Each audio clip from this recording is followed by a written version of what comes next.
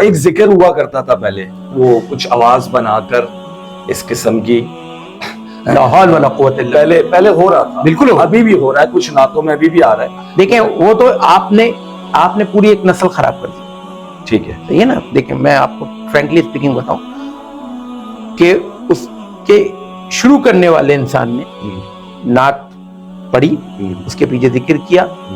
جب آپ نے پوری نسل تباہ کر دی، سب اس پہ لگ گئے، تو آپ نے رجوع کر لیا اور توبہ کر لی. ثنا خان نعت خان عالم نہیں ہے تو وہ سمجھا نہیں سمجھا سکتا، وہ صرف پڑھ سکتا ہے. تو کوشش یہ کی جائے ایسا نہیں ہے ایسے الفاظ پہلے سمجھے، وہ پہلے اشعاروں کو سمجھے، بہت پیاری بات، تصدیق کرے. بالکل بالکل. دیکھیں اس کے لیے متعلقہ ہنر، وہ ان شعراء کا کلام پڑھا جائے جو مستند ہے.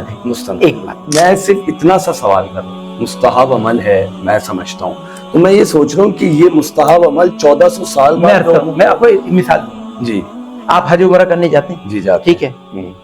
حج عمرہ کرنے میں کہیں پر بھی سفرہ کا لگانا جو ہے نا وہ اراکین میں نہیں ہے.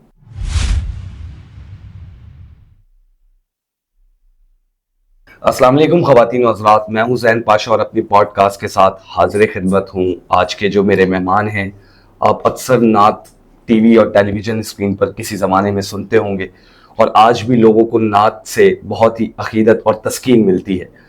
تو آج ہی میں نے ایسی کراچی اسٹیج کی ایک ایسی ہستی کو اپنے پاس مدعو کیا ہے جو بہت سارے بڑے بڑے ٹیلی ویژنس کے اوپر اور بہت سارے بڑے بڑے منہج کے اوپر نعتیہ اشعار پرفارم کرتے ہوئے آپ 40 سال سے ان کو دیکھ رہے ہوں گے. بہت ہی پیارے، بہت ہی محسن جناب ریحان صدیقی صاحب، السلام علیکم. وعلیکم السلام ورحمۃ اللہ. کیسے مزاج ہے؟ الحمدللہ رب العالمین. ٹھیک ہے، آپ خیریت سے ہیں؟ طبیعت ٹھیک ہے؟ ریحان صاحب، آپ تقریباً 40 سال سے نعت پڑھ رہے ہیں اور نبی علیہ الصلوۃ والسلام کا کلام بڑے بڑے منہج کے اوپر اسٹیج کے اوپر پرفارم کرتے ہیں. تو کبھی ایسا ہوا کہ کہیں آپ کو ریسٹرکشنز لگائی گئی ہوں کہ اس قسم کی نعت آپ غلوب میں نہیں پڑھیں گے؟ بہت سارے لوگ ہوتے ہیں، آپ دیکھتے ہیں کہ غلوب کر جاتے ہیں، حد سے تجاوز کر جاتے ہیں، نبی کی جو ہستی ہے ہماری زندگی کے اندر اس کو بڑھا دیتے ہیں نعتیہ اشعار.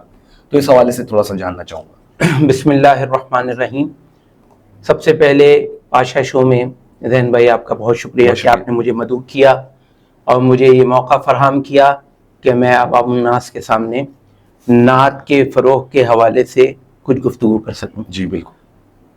سب سے پہلے ایک بات کی تصحیح کر دوں کہ میں نعت خواں نہیں ہوں، نقیب ہوں. اچھا، ماشاء اللہ. دوسری بات یہ کہ جو بات آپ نے کہی یقینی طور پہ ایسا ہوتا ہے، اور نعت کے حوالے سے شعراء جو ہے جب شعر لکھتے ہیں، میرا تاثر اور میرا جو ایک نظریہ ہے وہ کچھ ہٹ کر ہے.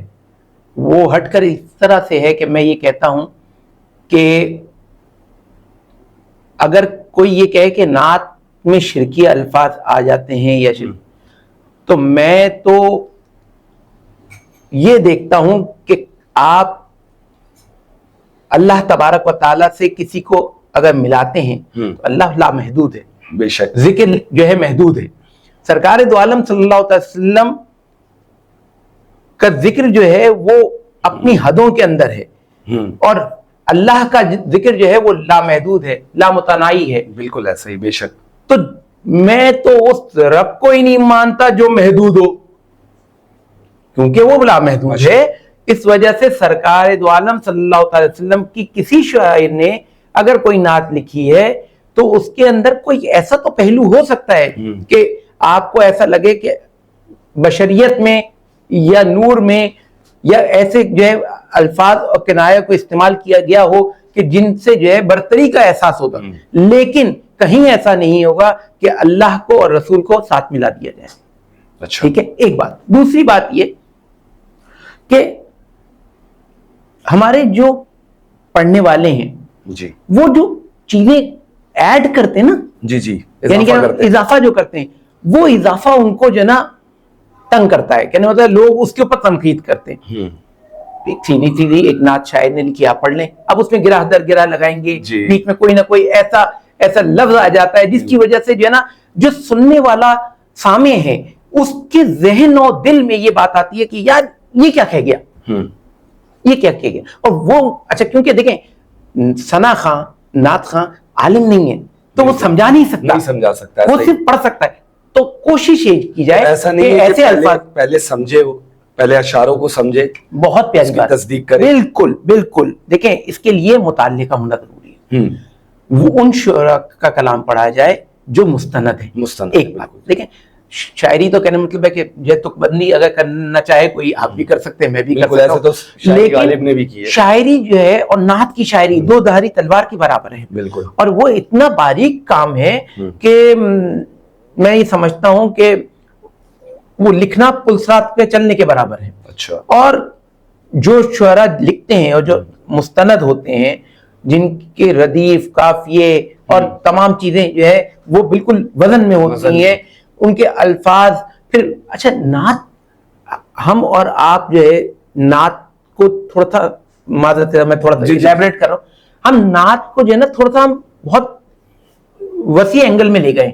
نعت بیسیکلی کیا ہے؟ نعت کی تعریف یہ ہے کہ جس کے اندر نبی کریم رؤوف الرحیم حضرت محمد مصطفیٰ صلی اللہ علیہ وسلم کے شمائل مبارکہ کا ذکر کیا جائے. بے شک. اب نعت استغاثہ وہ بھی نعت میں آ گیا. جی ایسا ہی ہے. جی میں حضور ایسا کوئی انتظام ہو جائے, جی سلام کے لیے یاد ہے. بیسیکلی نعت نہیں ہے, استغاثہ ہے. ٹھیک ہے, یا اور بھی. اچھا ایسے یہ جو ایک نعت ہے, میں معذرت کے ساتھ بات کر رہا ہوں, اے سبز گنبد والے تم, اب یہ تو بعد میں چینجنگ ہو گئی کہ تم ہم پہ کرم کرنا, جب وقت نظر آئے تو دیدار عطا کرنا. پہلے یہ تھا کہ اے سبز گنبد والے تم منظور ہو دعا کرنا. تو یہ تو بالکل دعا تو آپ ایاک نعبد و ایاک نستعین, اے اللہ ہم تیری عبادت کرتے ہیں اور تجھی سے مدد مانگتے ہیں, تو دعا تو اللہ سے مانگی جاتی ہے. تو لوگ اس طریقے کے کلام پھر کیوں پڑھتے ہیں؟ دیکھیے اے سبز گنبد والے منظور دعا کرنا.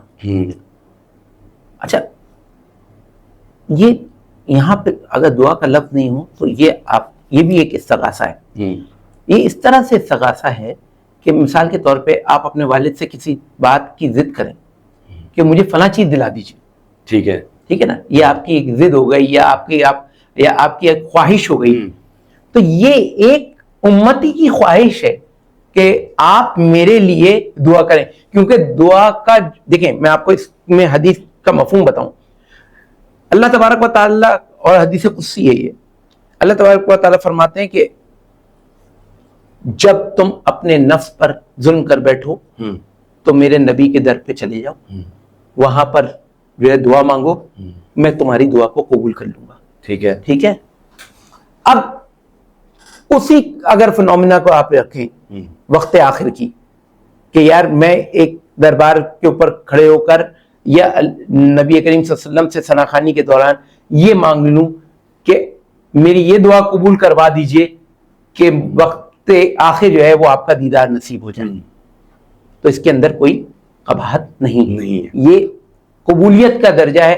اچھا بات یہ کہ آپ سرکمفرنس دیکھیں کہ آپ سفارش کس کی لگائیں, شفیع تو ہے نا. اس بات کا اس پر تو تمام دنیا کے جتنے علماء ہیں ان سب کا اس کے اوپر یقین ہے. تو جب نبی کریم صلی اللہ علیہ وسلم, اصل میں آپ کی بات بالکل معقول ہے, مگر ایک چیز کا جواب نہیں ملتا کہ مثال کے طور پر نبی اسلام سے وسیلہ ایک الگ چیز ہے, وہ الگ ایک موضوع ہے, میں وسیلے پہ نہیں جا رہا. میں کہہ رہا ہوں کہ اللہ سے ہم 5 ٹائم نماز پڑھتے ہیں اللہ کے لیے, اور 5 نماز میں سورہ فاتحہ لازم اور ملزوم ہے, اس کے بغیر آپ کی نماز نہیں ہوگی. تو ایاک نعبد و ایاک نستعین, اے اللہ ہم تیری ہی عبادت کرتے ہیں اور تجھی سے مدد مانگتے ہیں. مطلب 5 ٹائم نماز میں چاہے سنت ہو نفل ہو, اسی 5 ٹائم نماز میں درود کا پڑھنا بھی وہ نہیں ضروری ہے, اس کے بغیر نماز قبول نہیں ہے. درود کے ترجمے میں اور اس بات میں جو میں یہ کہہ رہا ہوں کہ اے وقت نزائے دیدار عطا کرنا, یہ بات تو ٹھیک ہے, یہ جملہ بالکل قابل درست ہے, مگر اس سے پہلے والا جو جملہ ہے کہ اے سبز گنبد والے منظور دعا کرنا, اور اللہ قرآن میں ہمیں بہت ساری سورہ حجرات میں, سورہ عنکبوت میں نے عرض کی نا, دیکھیں بات وہی ہے. اب جو یہ شاعر ہیں جو بھی حضرت ہیں جی جنہوں نے یہ, اچھا عامر لیاقت صاحب کا اس پہ ایک رد عمل آیا تھا جب وہ حیات تھے, انہوں نے کہا کہ اس نعت میں ہم نے چینجنگ کروائی, اس نعت میں ہم نے چینجنگ کروائی, کچھ تبدیلیاں کروائی. وہ خود چینج کر کے پڑھتے تھے. ہاں, کیونکہ ہو سکتا ہے کہ اینڈ میں کچھ پڑھا ہو, کچھ واقعات ملے ہوں. اصل میں بات یہ ہے کہ یہ جن شاعر صاحب کی ہے نا, جی آپ کو ان کا کوئی دیوان نظر نہیں آئے گا. اچھا. اچھا کچھ چیزیں ایسی ہوتی ہیں جو مقبول عام ہو جاتی ہیں, یہ چیز بھی مقبول عام ہو گئی. جیسے کہتے ہیں یہ عرف عام ہے, بالکل ایسی بات. اچھا اب یہ بہت ساری ایسی نعتیں ہیں جن کے لیے علماء نے بھی منع کیا ہے کہ آپ یہ کوشش کریں, احتیاط کریں. اچھا ایک ذکر ہوا کرتا تھا پہلے, وہ کچھ آواز بنا کر اس قسم کی, لا حول ولا قوت الا باللہ. پہلے ہو رہا تھا, بالکل ابھی بھی ہو رہا ہے, کچھ نعتوں میں ابھی بھی آ رہا ہے. دیکھیں وہ تو آپ نے پوری ایک نسل خراب کر دی. ٹھیک ہے, صحیح ہے نا. دیکھیں میں آپ کو فرینکلی اسپیکنگ بتاؤں کہ اس کے شروع کرنے والے انسان نے نعت پڑھی, اس کے پیچھے ذکر کیا, جب آپ نے پوری نسل تباہ کر دی, سب اس پہ لگ گئے, تو آپ نے رجوع کر لیا اور توبہ کر لی. تو حضرت آپ کو فالو کرتے ہیں لوگ, جب آپ کو فالو کرتے ہیں تو وہ چیز منتقل ہو جاتی ہے, یاد رکھیے گا. ٹھیک ہے نا. اب آپ چلے آئے معافی کی طرف, آپ تو ہو گئے معاف, لیکن اس پوری نسل کا کیا کیجئے گا جس کی اولاد در اولاد اب وہی ذکر کر رہی ہے, تو یہ ہوتی ہے خرابی. اچھا یہ معاشرے کی خرابی. جنہوں نے یہ ذکر کو عام کیا معاشرے کے اندر, ایک چھوڑ رہی ایک بوٹ, یہ کون لوگ؟ ایک مخصوص طبقہ ہے جنہوں نے یہ شروع کیا اور اسی مخصوص طبقے نے اس کو بند کر دیا. انہی کے علماء نے جو ہے اس کے اوپر جو ہے فتوے جاری کیے کہ اس کو ختم کر دیا جائے. اچھا ریحان بھائی یہ بتائیں کہ آج کل میں دیکھتا ہوں کہ لوگ بہت 12 ربیع الاول کی بھی آمد ہے, ماشاءاللہ آج 4 ربیع الاول لگ چکی ہے, تو ذکر خیر ہو رہا ہے, ہر گھروں میں ہو رہا ہے, لوگ نبی علیہ السلام کا ذکر بڑھ چڑھ کر رہے ہیں. تو مجھے یہ بتائیں کہ آپ بھی محفلوں کا انعقاد کرتے ہوں گے گھروں پر, یا آپ جاتے بھی ہوں گے, تو کیا ربیع الاول آتے ہی لفافہ جو آپ کو ہدیے کے طور پر دیا جاتا ہے اس میں اضافہ ہو جاتا ہے, یا وہ عام جیسے سفر میں ملتا ہے, محرم میں ملتا ہے, یا وہی ریٹ ہوتا ہے؟ اچھا دیکھیے میں عرض کروں آپ سے, لفافہ نعت سے لازم و ملزوم نہیں ہے, نعت پڑھنے والے سے لازم و ملزوم نہیں, مگر وہ آیا اسی لیے. بہت سارے لوگ ایسے, ابھی ایک ویڈیو وائرل ہوئی ہے, دیکھی ہوگی آپ نے. میں عرض کروں, جی عرض کریں. دیکھیے 5 انگلیاں برابر نہیں ہیں, کھاتے ہوئے برابر ہو جاتے. اسی طرح نعت پڑھنے والے نا سب ایک جیسے نہیں ہیں. ٹھیک ہے, مختلف جگہوں پہ مختلف لوگ ہیں. نعت کا ہدیہ دینا جائز ہے بغیر کسی ڈیمانڈ کے, وہ خود سے خوشی سے, اپنی خوشی سے. ٹھیک ہے نا. ریحان بھائی نے اپنے یہاں پروگرام رکھا اور ریحان صدیقی کو بلایا, ریحان بھائی نے کوئی ڈیمانڈ نہیں کی, آپ کے دل میں جو آیا آپ نے اس کو لفافے میں دیا, یہ قبول کرنا ریحان بھائی کا بھی حق ہے, اور چھوڑ دینا یہ بھی ریحان بھائی کا حق ہے. نہیں, چھوڑنے کی تو کوئی بات ہی نہیں ہے یہاں, چھوڑنا ہی نہیں ہے, چھوڑنا تو ہے ہی نہیں, کیونکہ یہ ہدیہ جو ہے وہ تو نبی کریم صلی اللہ علیہ وسلم کے زمانے سے آ رہا ہے, ورنہ پھر حسان بن ثابت چھوڑتے تھے, انہوں نے نہیں چھوڑا. اگر انہوں نے نہیں چھوڑا تو پھر ہماری کیا اوقات ہے. تو آپ نے لینا تو ہے لیکن ڈیمانڈ نہیں کرنی, جو مل گیا لے لیں. اچھا مثال ڈیمانڈ کی, میں آپ کو ڈیمانڈ کا بھی شرعی نہیں, میں کوئی بات نہیں, ڈیمانڈ کی بھی شرعی حیثیت بتا دوں. ڈیمانڈ کی شرعی حیثیت کیا ہے کہ زین بھائی نے مجھے بلایا اور میں نے کہا زین بھائی میں نہیں آ سکتا, میرے پاس یہ نہیں. آپ نے کہا جی آپ کتنے بجے آ سکتے ہیں, تو میں نے کہا میں 7 سے 8 بجے کا وقت آپ کو دے سکتا ہوں اور میں اس کے 50,000 روپے لوں گا. میں نے اپنے وقت کے پیسے لیے, نعت پڑھنے کے پیسے نہیں لیے, اور یہ شرعی طور پہ جائز ہے. جی وہ تو بالکل جائز, اور ناجائز کی تو میں بات ہی نہیں کر رہا ہوں کہ یہ شرعی طور پہ جائز. مقصد ہاں, میں آپ سے ایک اور چیز پوچھنا چاہ رہا ہوں کہ اکثر نعت خوانی کی محفلیں ہوتی ہیں, اس میں آپ دیکھتے ہیں کہ ثنا خوان نعت پیش کر رہا ہوتا ہے, رسول اللہ کا کلام پیش کر رہا ہوتا ہے, تو وہ پڑھتے ہوئے اچانک اس کے اوپر نوٹ نچھاور کیے جاتے ہیں. یہ کہاں سے, کہیں قوالی سے تو اصطلاح نہیں. دیکھیے نوٹ نچھاور کرنا ایک نارمل محفل چل رہی ہے, یہ جائز ہے, میں بتا رہا ہوں. جی ایک نارمل محفل چل رہی ہے, اس میں لوگ جا رہے ہیں, کسی صاحب مسلک کے ہاتھ میں رکھ رہے ہیں یا ثنا خان کو بڑے تمیز کے ساتھ دے رہے ہیں, 4 لوگ اٹھ کے گئے اور آرام سے دے. ایک اچانک ایک آدمی اٹھا اور اس نے جو ہے نا نوٹ ڈالنا شروع کر دی. یہ کیفیت کا نام. اچھا, سب لوگ وہ کام نہیں کر رہے, اس کی کیفیت بدل. اگر 500 لوگ اس محفل میں ہیں تو کیا 500 کے 500 اٹھے اور وہ نوٹ ڈالنا شروع کر؟ نہیں, ان میں سے ایک کوئی اٹھا, اس نے ڈالنا شروع کر دیے.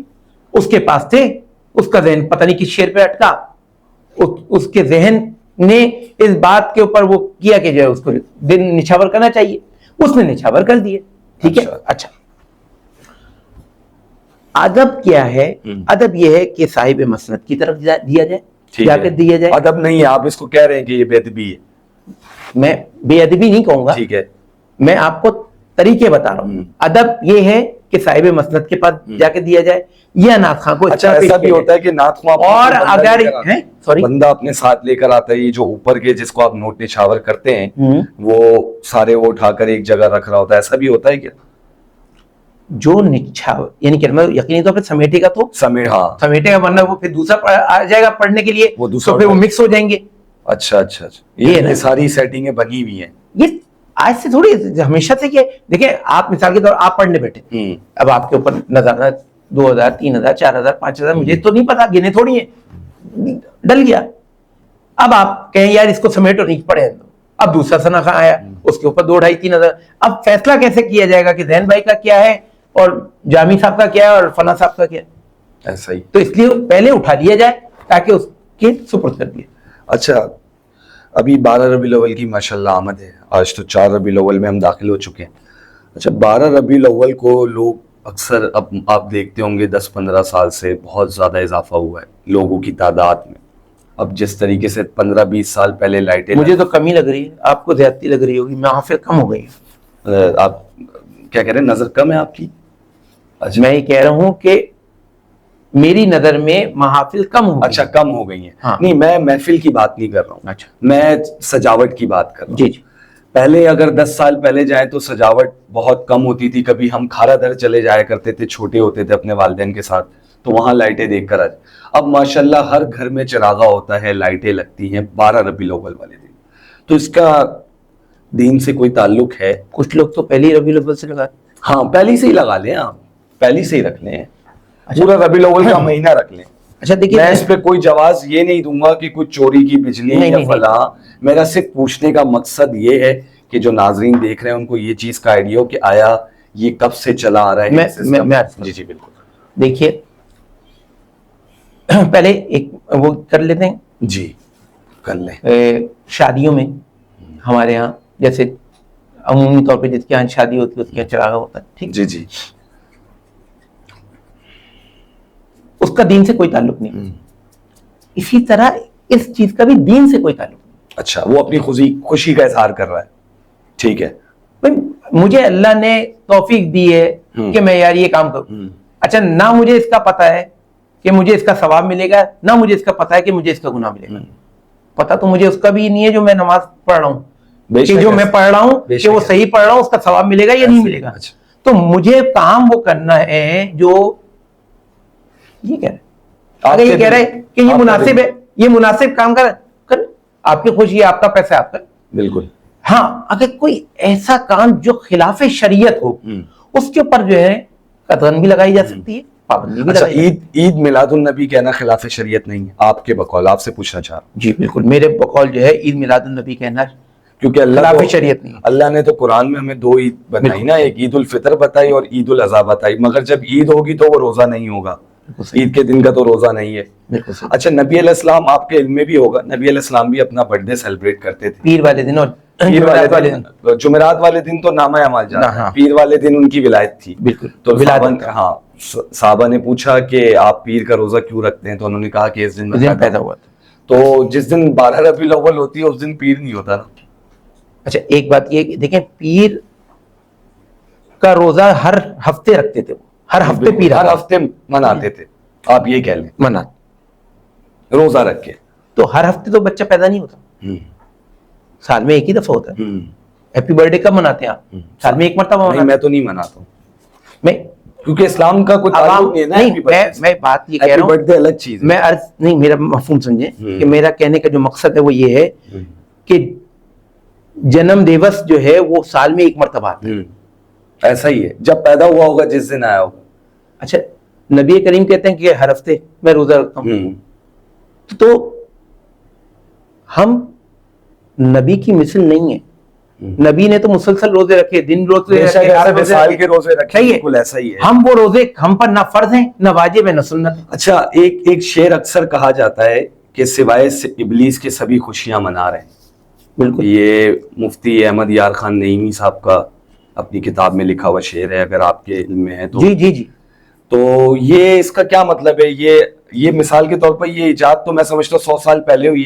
یہ محبت کا طریقہ کار جو شروع ہوا ہے, پہلے کسی دور میں ہمارے والدین بتایا کرتے ہیں 12 وفات کا جلوس نکلا کرتا تھا. جو ہم نے کتب میں پڑھا اور جو ہم نے علماء سے سنا وہ یہ تھا کہ جس دن نبی کریم صلی اللہ علیہ وسلم کی ولادت ہوئی اس دن اس کائنات میں سب سے زیادہ پریشان کن انسان اگر کوئی تھا تو وہ شیطان تھا. ٹھیک ہے, ٹھیک ہے. بے شک.